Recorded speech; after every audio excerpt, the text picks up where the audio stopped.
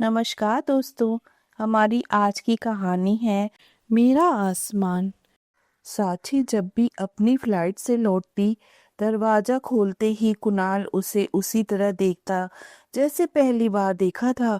उसके हाथ में हमेशा एक छोटा सा सरप्राइज होता, कभी गुलाब, कभी उसकी पसंदीदा चॉकलेट। साची मुस्कुराकर कहती, इतनी तैयारी क्यों करते हो? और कुणाल धीरे से उसका बैग लेकर फुसफुसाता, ताकि तुम्हें कभी लगे ही नहीं कि तुम आसमान में रहती हो।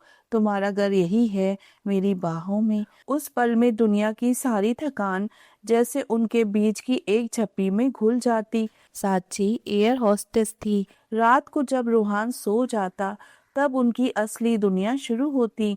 बालकनी में हल्की पीली रोशनी के नीचे साची अपने बाल खुलकर खड़ी होती और कुणाल पीछे से आकर उसे बाहों में भर लेता। तुम्हें पता है, जब प्लेन बादलों को चीरता है ना, तो मुझे तुम्हारी याद और ज्यादा आती है, साची धीमे से कहती। कुणाल उसकी गर्दन पर अपना माथा टिकाकर मुस्कुराता। और जब भी हवा तेज चलती है, मुझे लगता है तुम मेरे पास लौटने की जल्दी में हो। उस सन्नाटे में सिर्फ दिलों की धड़कनें बोलती थीं और हर रात उनका प्यार थोड़ा और गहरा हो जाता था। उनकी शादी भी किसी खूबसूरत इत्तेफाक से कम नहीं थी। साची की माँ एक दिन कुणाल के घर रिश्ता लेकर आई थी। पहली मुलाकात में साची अपनी सादगी भरे सूट में आई थी, लेकिन उसके आत्मविश्वास और मुस्कान ने कुणाल का दिल वहीं रोक दिया। बातचीत के दौरान जब साची ने अपनी नौकरी और सपनों के बारे में खुलकर बताया, तो कुणाल बस उसे देखता रह गया। उसने उसी शाम माँ से कहा, मुझे ऐसी ही साथी चाहिए जो आसमान छूती हो, लेकिन दिल से जमीन से जुड़ी हो। कुछ ही महीनों में दोनों की शादी हो गई और 7 फेरे लेते वक्त कुणाल ने साची का हाथ थामकर धीरे से कहा, अब चाहे तुम कितनी भी ऊंची उड़ान भरो, लौटकर हमेशा मेरे पास ही आना है। रोहान के जन्म के दिन घर में खुशियों का माहौल था, जैसे पूरी दुनिया रुककर उनकी खुशी देख रही हो। साक्षी जब पहली बार माँ बनी, तो उसकी आंखों में आंसू थे, लेकिन वो खुशी के आंसू थे। कुणाल ने उसका हाथ थामकर कहा, अब हमारी दुनिया इस नन्हे से हाथ में है। रोहान की पहली किलकारी सुनकर दोनों की आंखें भर आईं और उस पल ने उसके रिश्ते को पहले से भी ज्यादा मजबूत बना दिया। साक्षी सुबह जल्दी तैयार होकर ड्यूटी के लिए निकलती और दरवाजा बंद होते ही घर की जिम्मेदारी कुणाल के हाथ में आ जाती। वह रूहान को उठाता, उसके बाल संवारता, नाश्ता बनाता और साथ ही अपने लैपटॉप पर काम शुरू कर देता। मेज पर फाइलें खुली हैं, स्क्रीन पर मीटिंग चल रही है और उसी बीच रूहान उसके पास आकर बैठ जाता है। कुणाल एक हाथ से कीबोर्ड चलाता है और दूसरे हाथ से बच्चे को संभाल लेता है। कभी उसे गोद में बैठा लेता है, कभी उसके खिलौने ठीक कर देता है। घर की हर छोटी जरूरत पर उसकी नजर रहती है, ताकि साची बेफिक्र होकर फ्लाइट और यात्रियों पर ध्यान दे सके।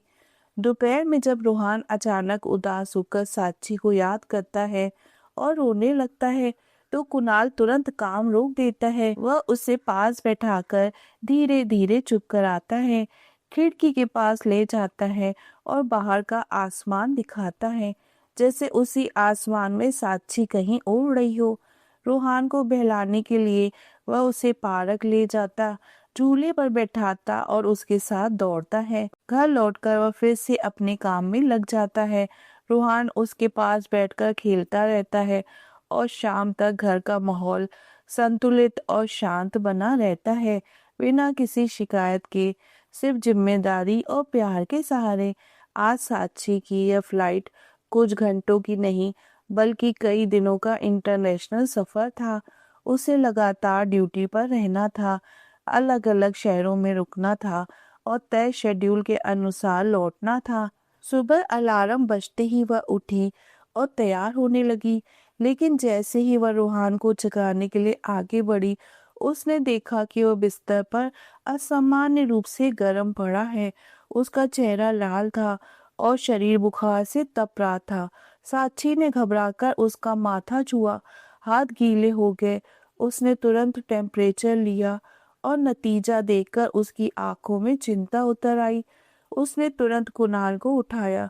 कुणाल भी आधी नींद में उठकर रूहान के पास पहुंचा और हालत समझते ही गंभीर हो गया। सामान रखने की जगह पर सन्नाटा था और एयरपोर्ट जाने की तैयारी अधूरी रह गई थी। इसी बीच रूहान रोने लगा और साक्षी को कसकर पकड़ लिया, जैसे उसे डर हो कि मम्मी कई दिनों के लिए दूर जा रही है। साक्षी ने उसे गोद में लिया, उसका चेहरा अपने सीने से लगाकर शांत करने की कोशिश की, लेकिन उसके बाद दिल में एक बड़ी उलझन खड़ी हो चुकी थी। एक तरफ उसकी ड्यूटी और जिम्मेदारी, दूसरी तरफ उसके बीमार बच्चे की हालत। काफी देर तक साक्षी रूहान को अपने सीने से लगाए बैठी रही।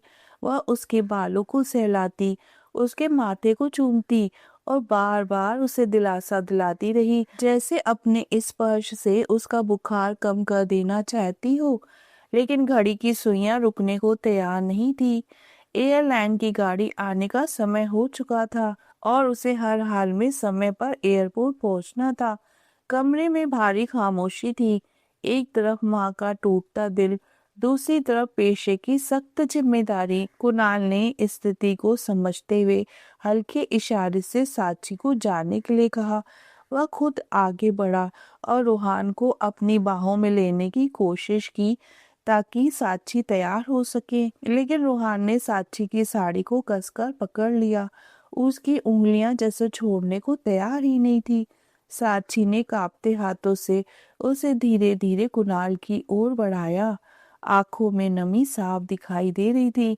दरवाजे के बाहर गाड़ी का हॉर्न बजा और अंदर एक माँ का दिल भारी हो उठा। गाड़ी एयरपोर्ट की ओर बढ़ रही थी।